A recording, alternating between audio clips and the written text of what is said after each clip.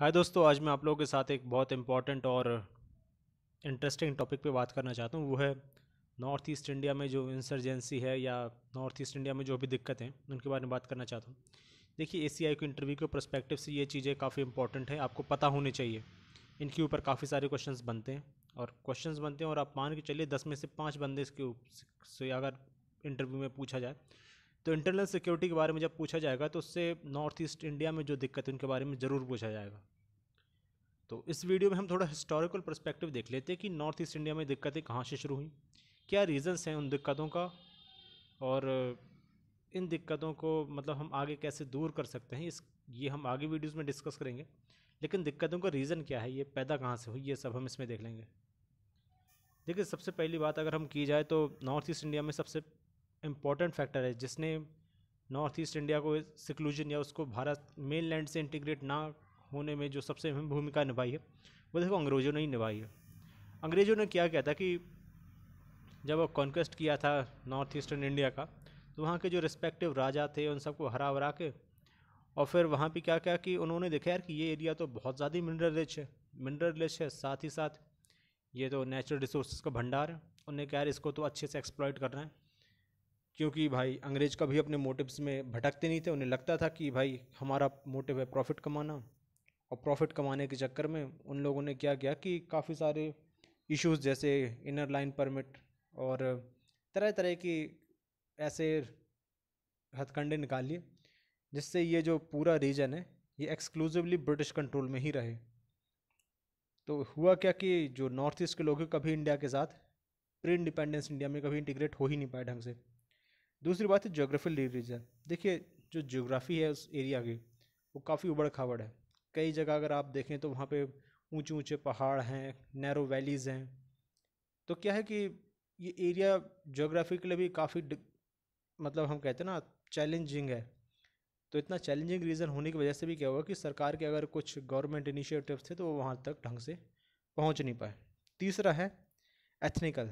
देखिए, अगर ये एथनिकल पर्सपेक्टिव में अगर बात करूँ तो देखिए, हम इंडियंस ना बहुत ज़्यादा हिपोक्रेट हैं।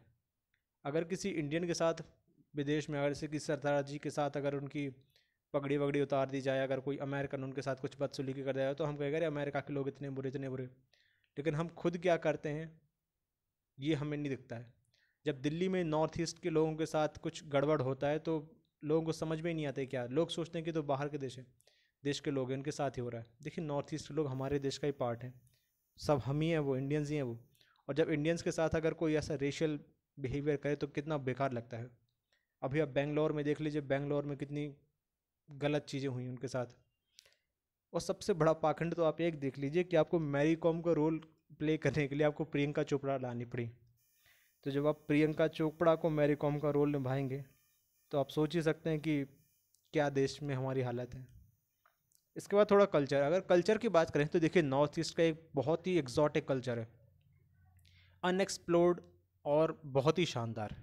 इनकी एक अपनी खुद की हिस्ट्री है, अपना ऐसा कल्चर है जो बिल्कुल रेस्ट ऑफ इंडिया से बिल्कुल अलग हटके है। देखिए, हमारे देश में हम लोगों ने देखिए नॉर्थ को, साउथ को, ईस्ट वेस्ट में अगर देखा जाए तो काफ़ी एरियाज़ में मतलब हर आदमी को पता होता है कि डांडिया कहाँ खेला जाता है, ठीक है। और सबको पता है कि ओणम और पोंगल कहाँ मनाया जाता है, सब पता है। लेकिन अगर हम नॉर्थ ईस्टर्न रीजन की बात करें तो हमें काफ़ी कम नॉलेज है, हमें पता ही नहीं यार वहाँ के लोग क्या खाते पीते हैं, उनकी फूड हैबिट्स, उनके कल्चर को हमें कुछ पता ही नहीं। इसके चलते क्या है कि ये लोग काफ़ी सिक्लूडेड है। अगर पांचवी बात करें तो इकोनॉमिक डेवलपमेंट, यार ये तो एक ऐसी बात है कि कहीं भी कुछ भी अगर इंसर्जेंसी की बात हो तो सीधी लिख दो इकोनॉमिक डेवलपमेंट नहीं था, तो वहाँ पे लोगों ने हथियार उठा लिए। छठा है भाई पॉलिटिकल इंस्टेबिलिटी। देखिए, पॉलिटिकल इंस्टेबिलिटी यहाँ पे बहुत मेजर फैक्टर है जिसकी वजह से स्टेट्स में आपस में लड़ाइयाँ होती रहती हैं और स्टेट के अंदर भी लोगों में लड़ाइयाँ होती रहती हैं।